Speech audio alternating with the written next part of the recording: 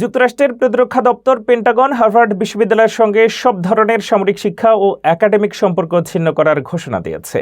এই সিদ্ধান্তের ফলে সামরিক প্রশিক্ষণ, ফেলোশিপ ও বিভিন্ন সার্টিফিকেট কোর্সে হার্ভার্ডের দীর্ঘদিনের সম্পৃক্ততা বন্ধ হয়ে যাবে।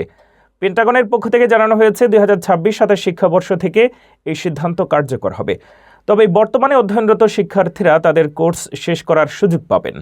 পেন্টাগনের অভিযোগ, হার্ভার্ড ওক বা অতি উদারপন্থী মতাদর্শ প্রচার করছে, যা মার্কিন সামরিক বাহিনীর কৌশলগত চাহিদার সঙ্গে সামঞ্জস্যপূর্ণ নয়।